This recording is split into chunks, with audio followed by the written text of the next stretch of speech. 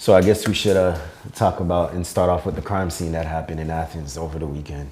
Number 17 Alabama, number 5 Georgia. You would want to start with that one. Yeah. I mean, I was there live, sidelines. So actually, I was like 7 yards adjacent of Anthony Edwards. He was out there. Yeah, he was out there. I got a video. I think I put that up there. I'm a big fan. Yeah, he was out there. That's that dog, boy. That's the real dog. dog. That's the real dog. This is episode 5 of Insider the Red Zone. Myself as your host, Sebi, alongside with Mr. Moneybag Joe. Zoop. Yes, and we are proud and presented by Flacco City Studios. Proud to be back, brother. Like we was talking about, big game of the weekend, Georgia, Alabama. I was there live. I'm gonna let you start off first. and then I'm gonna. Dude, I hate sounding like that fan, like that every other fan says, but Mike Bobo's got to go for real. I am so sick of seeing his play calls. Like the 4th and 1, you hand it to your third string running back. Not smart. But that's just one instance. I mean, first of all, you could have tied it instead of doing that. And then you've got your 30 screens a game. Like, dude, it's not working, man. Like, I want Todd Monken back. He's getting paid a lot of money to be with Lamar. I don't think he's coming back. But this is what I'll say. This was an interesting game. This was a tale of two halves because for me, Ty Simpson came out the gate smoking hot. Like if I never watched football and that was my first ever college football game, I would have thought that was Joe Burrow throwing the ball because boy, he was dicing y'all. And then obviously Kirby took the helmet from the DC, made adjustments as we know he would. But my thing is this game to me came down to coaching, and I'm shocked. I would have never thought that Kirby would be outcoached outside of Saban or something. But I wouldn't never think of that. I think this game is solely on coaching. I think this solely on play calling too, like you said, Mr. Mike Bobo, and execution and mental errors with the penalties. And here's why. My thing is you guys were running the ball. Yeah, I think you had over 230 Dude, we were yards. running it all over them, bro. They couldn't stop it. They couldn't stop the run. Now, my thing is when it was 24-21, I would have kicked the field goal. I don't care what the analytics said. He probably was thinking that, hey, you go for it. Like they probably had their mind made up that they were gonna go for it on 3rd down to get like a little bit closer on 4th down. But if you're going to do that, in that situation, I would have just kicked the field goal because the defense held them to no points in the second half. So I would have just kicked the field goal and trust your defense. They scored 0 points in the entire second half, period. So Kirby being the coach that he is, I thought he would have taken 3. Now, you want to go for it? I didn't like the play call because the same guy that got stopped on 4th down is the same guy that hurt y'all in that Notre Dame bowl game last year. So my thing is I didn't like the play call. I thought Kirby panicked a little bit. I think he should have just kicked the field goal and let your defense, who was playing outstanding and lights out that second half, take over. And then the penalties, like they had 80 penalty yards. The guy jumping, what was it? No timeouts left. You know they're gonna run the ball. Okay, you stop them. This man trying to jump like a mockingbird in the whole. I don't get it. I think our defense played good 3 of the 4 quarters. Like right. Outside of the first quarter. Yeah. Well, the only touchdown they had in the second quarter was from the fumble, and it's like you can't blame the defense for that. They got the ball on the 20-yard line. Yeah. Like, if they don't have one thing, they got a good defense. Like I'm never worried about that. But why Kirby Smart's sticking with Bobo is really it's testing my, like the Area 90 boys will say, my lo siento. For real. I get y'all are friends, but this is a business. This is bigger than you two in your friendship. Like you have millions of fans that see potential in your program and know that Mike Bobo is a problem in this program and you're keeping him around, and it's leaving me a sour taste because Kirby has this. He's notorious for being loyal to the wrong people. Like, he was loyal to Jake Fromm, not playing Justin Fields. You saw where that ended. He was loyal to Mike Bobo. It's not going to end well. It's just, dude needs to go, and y'all can be friends outside of fucking football. No, I agree. Sometimes you got to keep business and friendship aside. Absolutely. It's interesting. This game, you miss a touchdown. The guy that dropped it in the fourth quarter, that was a Butterfinger guy. I don't know. I forgot the young gentleman's name. Number, bro, because Arian Smith was doing the same shit last year. Number 6, right? 11. No. 11. Yeah. It's I don't know what it is in Georgia receivers dropping balls. We talked about that in the other episodes, but it's what's been done has been done. You got to regroup. Again, it could be the coordinator. It could be like our receivers coach. You know what I mean? This could be all Bobo. I will say this about Bobo. A lot of the stuff, they were a little bit too run heavy. I like the fact that they were running the football. That's Georgia football. Great defense running the football. Mm-hmm. But you're running the football and you're getting 7, 8 yards a pop. Well, use that to your advantage for play action. Go long on 2. They kept the playbook condensed. I didn't like that. They didn't really open up the playbook for Gunnar Stockton. So we'll see if that changes for Georgia. It hurts my feelings, but bro, I think that they're going to have to stop being ticky-tacky, and they're going to have to open up the playbook a little bit for Gunnar. So we need to open up the resume book. Get us a new OC. Yeah, definitely. From the Alabama side, I think it's a big win for them. I thought they were out of the college football playoff picture. They moved up 8 spots. Now they're in the top 10. Kalen DeBoer, his job was on thin ice. I'll save you a little bit getting a win at Georgia, ending that streak. So Ty Simpson grew up. I like the same thing I told you about Gunnar in Tennessee. I thought Alabama grew up this game. I think this could be something for them moving on forward. Still don't trust a little bit of them fully, but this was a big game for them. I still see Alabama losing probably 3 games this year, but they're just our kryptonite. Yeah, for some That's reason. all it is. He's 1-7 now. It hurts. Against Alabama. It hurts. Yeah.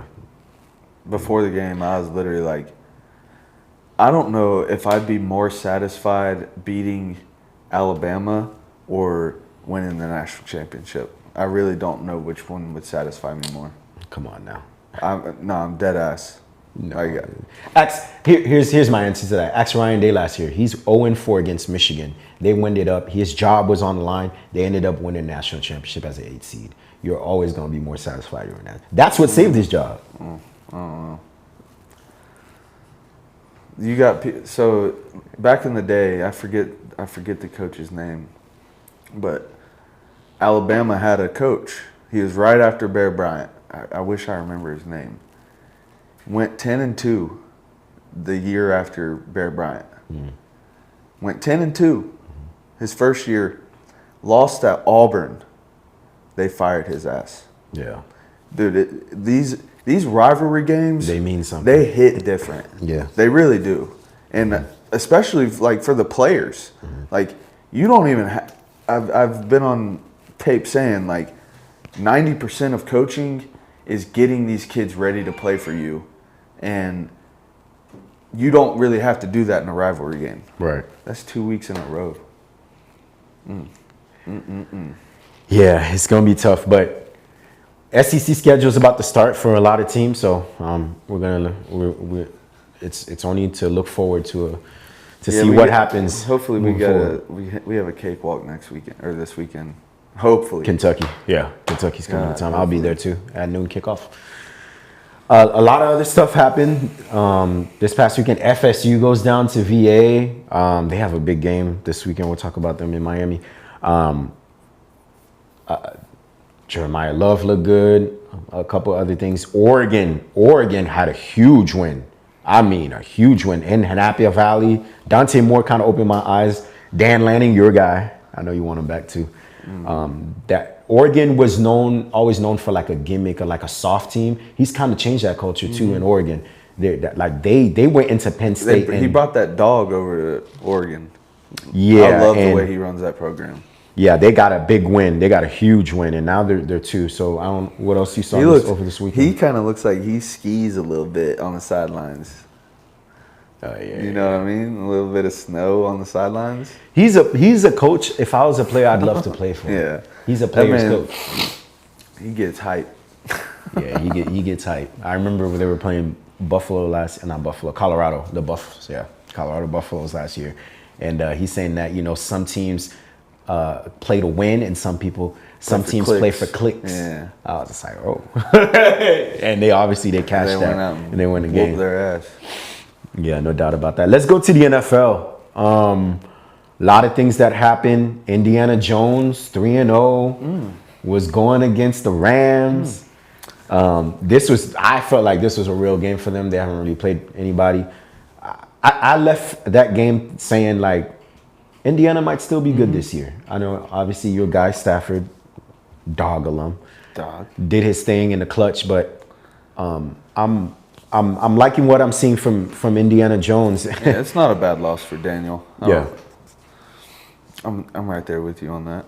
Yeah, and funny enough, like I haven't seen that in a long time. Like, and I was talking to somebody and I told him, I said, sometimes for a quarterback, it takes the right situation to be in for you to start thriving. Look at Baker. You know what I mean? You would have thought Baker would be Jared Goff, DeMarcus Russell or something. Nah, he ain't that bad, but you get the point. Yeah. Or basically a bust, but he goes to a new situation, a new home. His career gets revolutionized, and he's been balling. So I was impressed by what the Colts did. Let's talk about that Packers and Cowboys Sunday Night Football.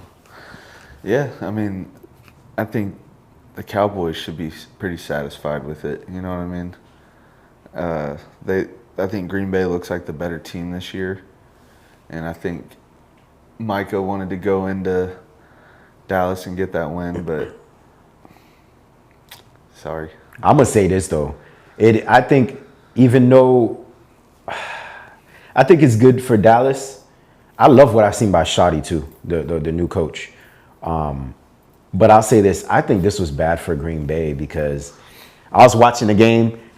I heard if Michael Parsons didn't make that play at the end to save that touchdown in overtime, I didn't hear his name all night. I mean, the offensive line did a phenomenal job. Now, I don't know if it's because he was there last year. They know how to play against him, but Dak looked good without CD, their best player on offense. Pickens looked good. You're a guy, we talking about a lot of the dogs today. And you had some of these other guys step up, Jake Ferguson and whatnot. So I was impressed by Dallas this year. Should be 3-1. They're 1-2-1. But they've played well enough.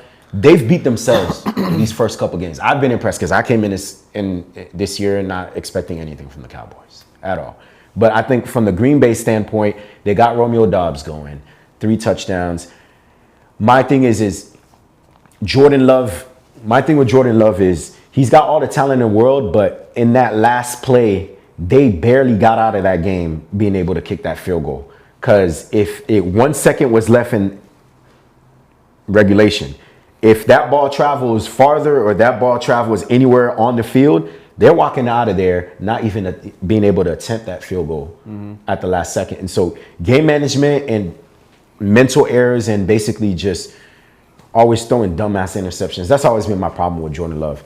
So I leave this game thinking like Green Bay got to do better because they pretty much almost gave up the game. But I was impressed by what I saw about Dallas. Like Dallas, they might be all right. Their defense is atrocious though, but Yeah, I was going to say letting up 40 points, either team shouldn't be satisfied. Right. You know what I mean? Because defense wins championships. Right. And you ain't going to win. I promise you let up 40 points in a Super Bowl, you're losing. Yeah. So, yeah. You got to get better. Unless you're a Tom Brady team and you put 40 points and lose to the Eagles. But hey, that's a story for another day. Patrick Mahomes, Lamar Jackson. What's your thoughts on that? I mean, Patty finally had him a day. I know some fantasy managers were happy to see that because I've actually drafted him twice in the last 2 years, and I was highly unsatisfied with him. And I don't know what kind of points he did in fantasy, but I know 4 touchdowns and 200 or almost 300 yards will get you some points in fantasy. Yeah. I'm a little concerned of Baltimore. They're 1-3 now. Lamar's hurt. I don't know how long he'll be out. The defense is bad. Like, I've never, in my entire era of watching Baltimore Ravens, this is the worst defense I've ever seen. And they got players, which is weird. Your boy Roquan Smith, I love Kyle Hamilton, but I'm a big believer. Defense. I used to play football, right? And my coach used to always say, you are what your records say you are. Like, everybody knows, like, it's my Super Bowl pick. A lot of people's Super Bowl pick, but you are what your record. And right now, Baltimore's not good. Spagnuolo is 6-1 against Lamar. Lifetime. He just knows how to play him. Mm-hmm. Their game plan was phenomenal. They copied what the Lions did last week, and they pretty much put it out there to a T. My problem with Baltimore right now is they can't stop anybody. They can't stop a parked car, and they can't protect Lamar. So do you think the Chiefs may be back in their groove? The Chiefs look good. I think with them is they're waiting to get some of their players back. Worthy, Rashid Rice from suspension. Because right now what teams are doing, they're doubling Kelsey and nobody's getting open. But now that Worthy came back and they're starting to stretch the ball downfield, it's opening up all the intermediate stuff. Mm-hmm. So, like, if you're a fantasy owner and you have Kelsey or Worthy, like, now the things are they're gonna start opening up because they can stretch a field. My only concern with them, they still can't run the football. Patrick Mahomes, as great as he is, he can't be your leading rusher. That's my only problem with them. And the defense always gonna be there. But if they're able to play like how they did this past weekend, with Worthy coming back, look out. That's all I'm gonna say. Look out. All right. Yeah. I feel that. Yeah. It's bad news for the rest of the NFL when the old Chiefs start doing good. Yeah. Yeah. We know where that's heading. Yeah. Patrick, PM15, that's a bad man for sure. The baddest. What did you think about them Falcons this weekend? Good bounce back game for them. Absolutely. Very good bounce back game for them. Penix, I think that was his first 300-yard game of his career. Yeah, he looked good. Stayed away from basically the interceptions. You guys talked about, like, the wind up. I thought his reads was way quicker. His thing is he likes to hold the ball a little bit too much and go through his possession, try to chuck the ball downfield. Sometimes you got to take what the defense give you. Absolutely. He tried chucking up and got quick plays, got Bijan the ball in space. Or maybe even take a sack. I mean, yeah, it's not the worst thing. This ain't UW. This ain't Washington. Exactly. You're playing against pro players. Exactly. Yeah. So I like what I saw from the Falcons this week. And even though Daniels didn't play as much, that's still a big win for them against a quality team like Washington. So, and being 2-2 instead of 1-3 is huge. Right. Yeah, and they basically gain a game because the Bucks lost. You know, so obviously they're still back in the division. We should talk about that. Segue to that. Baker and Hurts. How'd you feel about that game? I didn't watch any of it. I had a pretty busy weekend, but it's always a good sight when I see the Bucks lose. So I was happy with it. Tale of two halves. I felt like the Eagles got off to a quick start. Bucks were in the game because of big plays on defense and big play opportunities on offense, but it just, the Eagles right now, even though they don't look the same on offense, you are what you say your record you are. You're 4-0, you're 4-0. So isn't that both teams that had the big field goals last week? Yeah. It's funny that they played a week later. The luck of the draw with the NFL schedule, man. You gotta love it. Gotta love it. Big games coming up this week. FSU hosting Miami. They had a bye week last week. How do you see that game going in Tally? I think it's gonna be Carson Beck's first real test. FSU gets wild.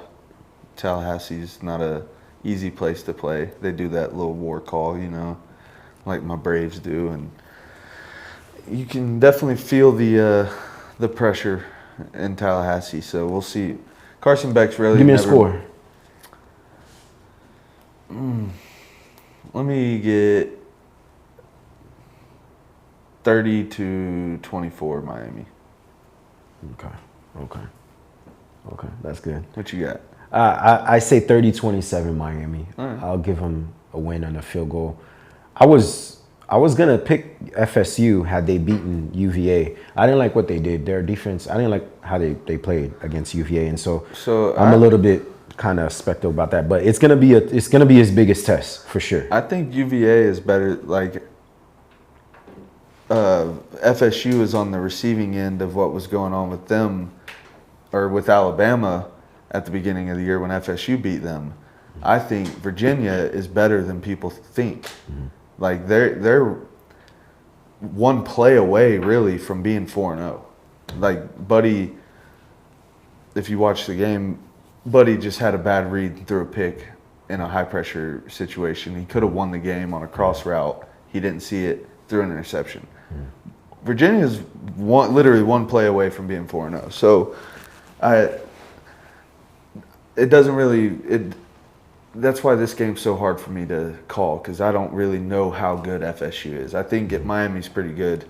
I just don't know how good FSU really is. Yes, and that's my thing too. It's still, the jury's still out on them. I know how good Miami is. I've seen them, but FSU, I know they can put up points, but I really don't know against real competition and their defense how they're gonna play. Before we wrap it up, bro, Bad Bunny being the halftime pick this year for this year's Super Bowl. How you feel about that? It depends on how you want to look at it, really. Like for viewership, I think, and like growing the sport, I think it's good. But for the current fans, majority of the fans don't really listen to Bad Bunny, so I don't think it's on that aspect like a. But sorry, we have some distractions in the back. But yeah, I mean, it's just depending on how you look at it. I don't think it's a terrible move on the NFL. I love it. I think it's great for the sport. Global icon, obviously. Somebody that's gonna fill up the stadium, obviously, and a lot of people is gonna be able to come in and watch Bad Bunny too. Stadium. I ain't worried about that. You do have to worry about them views because they have been. And he's a global icon. He's gonna be able to. Let's just say a lot of people from Uganda or South Africa, people from China, Puerto Rico, Argentina, every continent in the world is gonna be tuning in that day just because he's that much of a global icon. When you talk about the power of Bad Bunny, and I think it's gonna be able to revolutionize the global aspect of the sport. It's always, the NFL is already trying to expand the sport and trying to make a lot of teams play in different countries. I think it's a great move for them. So it's gonna be good. Absolutely. I'm excited. Jay-Z, you doing your thing, taking over. All right, and that wraps it up for Inside the Red Zone, episode 5, every Friday with myself and Moneybag Joe. We'll see you guys next week. Peace. Like ASAP Ferg, I'm on a new level. Okay, yeah, hold up, we about to turn up. Hit a shot at the buzzer, crowds on their feet, they stand up. Okay, goals and touchdowns, had to add a home run. When it comes to this West, I come